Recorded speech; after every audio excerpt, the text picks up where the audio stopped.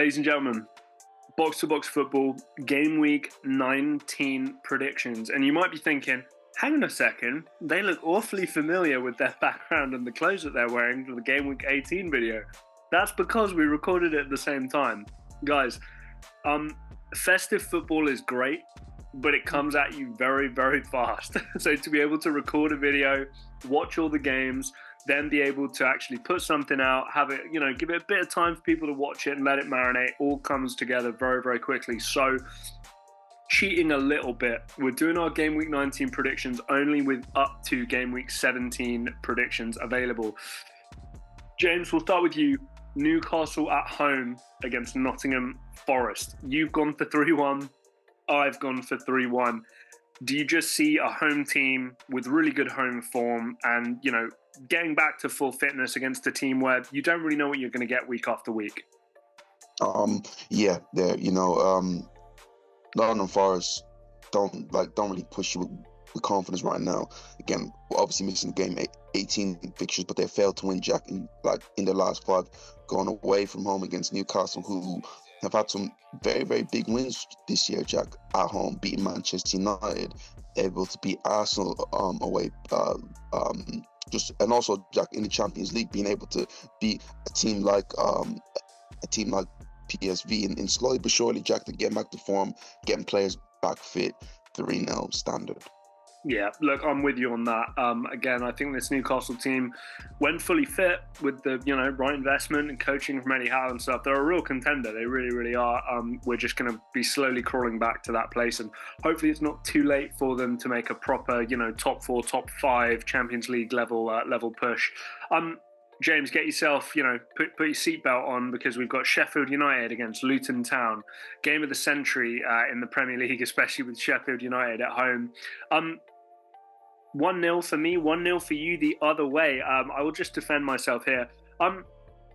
James, I'm not going to lie to you. I am solely picking this based on the Sheffield United fan perception and their perspective. If you're Sheffield United and you're a Sheffield United fan and, you go to... Am I right? It's Bramall Lane, isn't it? Sheffield United. Don't quote me on that. I think that's it. Yeah. I think it's Bramall Lane. But you go to Bramall Lane. Yes. You're at home against Luton Town. This is the one game out of the 38 games where you go, man, if we can't win this one, what are we doing? I think the fans are going to be demanding 3 points from Luton Town. And I wonder what that'll mean in terms of kicking them on for the future. So I'm going to go for the home win. I don't feel good about it. I don't feel good about either team in a matchup of this nature. I'm going for the fact that I think there'll be so much pressure applied from the board of directors, the executives, and also massively from the fan base for that game to get the victory. You've got Luton taking it 1-0. Why do you see that happening? Jack, just another thing of how I'm not convinced by Sheffield United at all this year, Jack. It seems to be a bit of a mess. Already sacked their manager and just not sure. Players don't seem to have the confidence and, Jack, the ability to do it at this level. But this is what you call, Jack, a classic 6-pointer. This is massive. It's right. Absolutely massive for both teams. I think if Sheffield United fail to lose here, their chance of staying up is almost like 0. Because if they can't win a fixture like this, they don't go into many games as favourites. This might be a game that they go as favourites. I like Luton. I like the certain bits that they bring to the game as Jack, especially aerially. And Jack, when they get a player like Ross Barkley playing to the level that he has been playing this year, maybe he could be the difference in this game. Is it? I always get these two confused. Semenyo is at Bournemouth. Is it Adebayo at Luton Town? I think so, yes. I really like him. Whenever he's playing, I do keep an eye on him. He looks like a serious player. Bournemouth Fulham. This one I found really, really interesting. And James, it looks like we've got similar kind of thought processes here. Iraola has Bournemouth playing really nice football, especially at home. I think that, it's situations like this where I wish maybe he had a bit more freedom to throw some money at the situation so that we could really, he could exercise his philosophy and what he wants to do more. But obviously he's a little bit constrained by the Bournemouth budget. And James, I can't deny how Fulham have played recently. Very potent attacking threat, reasonably solid at the back, nice and tidy in midfield with the likes of João Palhinha. This was a tricky game for me to call. So I've kind of split the difference and I've gone for 2-2. Couple less goals for you, but still a draw. What makes you think that Bournemouth Fulham is going to be a draw? Jack, when you look at it overall, Jack, both teams have been the kind of the form teams in the Premier League this season. Bournemouth, kind of, I was feeling just to pick Bournemouth a little bit more, but just looking at how Fulham can especially go away from home and like be a serious threat. Jack, you've seen what they were able to do at Anfield and like really trouble a team like Liverpool there, especially the fact that it's going to be on a Boxing Day. I just see both teams right now just being willing to settle for a point. Yeah, understandable there. James, Burnley welcoming Liverpool to town. I'll kind of start off here. I've got Liverpool based on the kind of more recent results. I've got them drawing obviously 0-0 with Manchester United, which has happened. I do have them losing that Arsenal game 2-1. So I just think Liverpool will need 3 points. I think it might be tough at Burnley, but I just think Liverpool are obviously going to have more than enough to be able to beat them there. You have them beating them, but Burnley kind of running them a little close. What do you see from Burnley that gives them a bit of a threat against this Liverpool team? I see a very similar display to the Crystal Palace game, where Liverpool are under the cosh. In fact, Jack, they go down from the point of view of that Burnley do have like quality to hurt a team, but the difference is in what, Jack, we've seen time and time again with this Liverpool team, Jack. When the going gets tough, yeah, they're able to step up, especially away from home. I think Liverpool have scored the most late goals this season. I see this sort of being the case where they don't really start well. Burnley kind of got going a bit, but at the end, the quality over Darwin Núñez and Mo Salah, Diego Jota kind of shines through, and Liverpool just escaping with a 2-1 victory. Man United Villa. Again, I feel like this seems to be happening a lot with this Manchester United team, but just people making these big kind of sweeping assumptions of how they're going to play game to game. And I think what we've learned recently is it's very difficult to tell. Beating Everton 3-0 on Everton's recent run was a complete outlier. Losing to Bournemouth 3-0 was kind of a complete outlier. Drawing at Anfield was a complete outlier.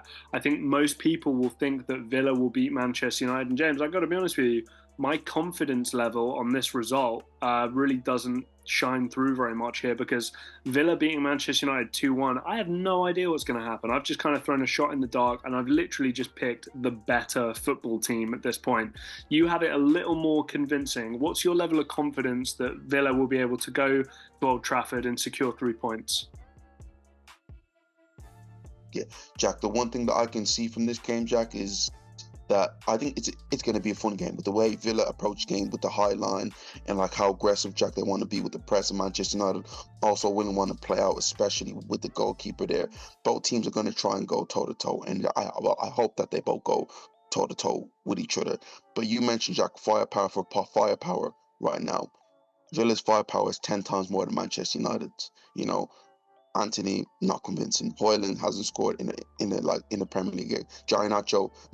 Garnacho is a bright spark, but he's also up and down with his performances. What's going on with Rashford, Martial, you don't believe. But with Villa, Jack, when they get the head of steam and, Jack, they get going, they can really, really hurt teams. And, Jack, they're also getting that bit of top team look, where even, Jack, even when they're not playing well, they'll find a way. Yeah, Jack, they're 1-0 down against Brentford. Man gets sent off, score 2 back-to-back goals. They win the game. They're sort of getting that top sort of team look there. And Jack, I see a similar thing happening at Old Trafford, where if let's say they go toe-to-toe with each other, Villa come out easy 3-1 winners. Chelsea versus Palace. James and I love picking Chelsea games because you just don't know which Chelsea team is going to show up. I'm going to go for the clean sheet. I'm going to go for the 2 goals. Cole Palmer playing well, Sterling playing well. Maybe somebody like Nicholas Jackson can get in on the act. James, I think you have a little bit of an affinity with Crystal Palace because you're aware of what problems that they can pose teams. Are you seeing Palace posing problems for Chelsea? It's Chelsea, Jack, and I don't know what I'm going to get with them. I generally, Jack, honestly, I wish we would have known the fixture before, so I can kind of get a bit more of an understanding of it. But that doesn't really make a difference because Chelsea will show up and Chelsea will just do what they want to do. Like it's a weird thing. Crystal Palace hasn't been great, but they've also shown some good determination, Jack. They played really well against Liverpool and should have got something out of the game. Granted, losing 2-1, 2-0 down at the Etihad, Jack. Incredible mental strength to come back in that game, and that was really impressive there. Stamford Bridge, it's a stadium this year that a lot of teams have got a lot of joy from. I see them getting joy against Chelsea, but not all the joy in the world. So 1-1, I'm happy to stay with that. Staying in West London, Brentford versus Wolverhampton. James, we've both taken Wolves to win this one, especially with the way Brentford usually perform at home. What's your defence for Wolves taking this one 1-0? I'm trying to remember, Jack, my defence. What was my reasoning behind that, guys? You're going to have to go. I need to remember my reasoning behind that, Jack. Well, and we can change it, obviously, for you if we need to as well. Look, I do think Brentford are very good at home. I do think Thomas Frank is a good manager, a good coach, and I do think Brentford will be capable of, beating people. But Bryan Mbeumo not playing is obviously a huge, huge factor here as well. And I just think with Wolverhampton Wanderers, the quality is there. I'm such an optimist with this Wolves team and what they're potentially capable of becoming. I just don't see it consistently week in and week out. I think this will be a close game, but I think, Hee-Chan, if he can start playing well, obviously the likes of Neto and these kinds of guys, Mateus Cunha starting to put some performances together as well. I can just see them snagging this one. But again, I'm ready to be hurt again with this Wolves team. I see the hype and I like so many of the players. I just don't know if we're going to get it week in, week out. So I kind of remember what I was thinking about before. Recently, Jack, Brentford have kind of lost, Jack, their form overall. In me looking the games that they've kind of dropped lately, Villa are playing well, but Jack, losing away to Sheffield United, a team that a lot you should be winning this year. I know Brighton are a team that everybody admires, but a team overall, Jack, that in recent weeks and especially this season with Europa League haven't been the same. So Jack, a lot of poor performances there, and in a team maybe who's crying out for a player like Ivan Toney to come back and maybe missing that vocal point is like a big thing. On the other hand, Jack, Wolves have these sort of individual players who can just really, really hurt really hurt you, Jack, from the point of view of 1v1, players who can create something out of out of nothing. So I just see them being able to go away from home and just finding taking a 1-0 win. So the most informed team against the champions, quite different scorelines, although the result ends up being the same. 3-1 for me for Man City against Everton, just the 1-0 for you, James. You don't think that City are going to get unstuck at Goodison Park? Jack, I just want to make sure are these games going to happen, because I just realized City are right now at the Club World Cup. That's a very, very good point. And I'm not sure if you guys can tell me if the game is going to be played or not being played. Probably this one will be played, but the Club World Cup thing might be a bit of an issue. What that does also mean, fantasy owners out there, is double game week stacking up for Manchester City too. So keep an eye on that. Yeah, and guys, we forgot to mention it in the previous game. But overall, when I look at it, City have the ability, to go away to any ground and kind of put a stop to any bit of momentum. Right now, Jack, as we've seen, Everton are on a 4-match winning streak. Could be five going away to Tottenham. Goodison Park right now is bouncing. Players are bouncing. Managers bouncing. But it is Manchester City, Jack, and it's coming to the inner, Jack, and they go on a big long run of I don't know 12 to 15 games. So maybe, Jack, this might be a start of their big long run away from home. I remember 2 seasons ago, they had a bit of a controversial win there where there was a handball from Rodri that wasn't given, and that was the kind of game that propelled them to win the title. Maybe this could be another thing for Manchester City here again.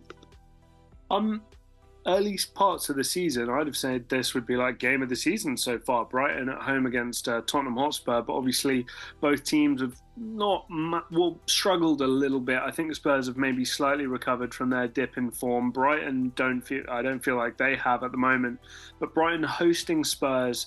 James, you do have Brighton getting the win against this Spurs team. Is this because you're an Arsenal fan, or do you have a breakdown for this? Did you know what? I think I'm a hater towards Tottenham right now because I think I've had 3 times right now You do I've like been losing, which is picking not them clue. to lose. Jack, you know what? I'm a change it.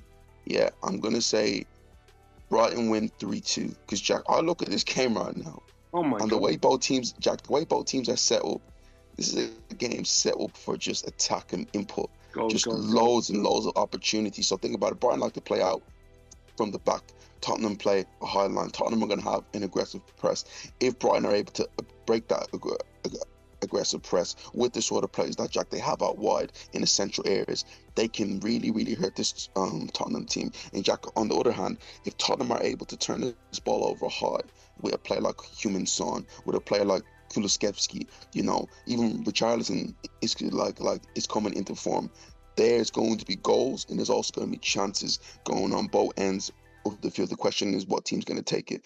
Maybe I'm a bit of a hater towards Tottenham, but I'm going to say Brighton are going to take more chances. I'm going to say 3-2. I'm still going to say that I don't think Brighton are going to be back to their best like we saw earlier in the year. So I'm just going to go for kind of a narrow Spurs win. Maybe it's something late. Maybe, a Richarlison, Son, Kulusevski, somebody who started playing a little better recently can help out there.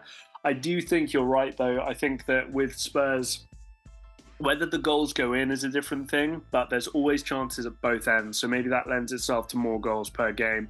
James, finishing off as we do with Arsenal, well, we'll let you go first. Arsenal at home against West Ham United, James Ward-Prowse, and that set-piece delivery. Pretty comfortable 3-1 win for you, a comfortable 2-0 win for me. James, as far as I see it, I think there are two teams who are going to play each other here, and I look at Arsenal, borderline across the board, are just the better team, and they're at home. Fixture congestion, whatever, all this kind of stuff, I just think this will be relatively comfortable for Arsenal. Do you see it the same way? Jack, I'm going to give you another interesting fact. Oh. Last season, Jack, Arsenal played West Ham on the 26th of December. Right. Yes. The 26th of December on Prime Video. We won 3-1 at home. And granted, Jack, we're playing on the 28th, so it's only 2 days. So it's only 2 days. Makes all the difference.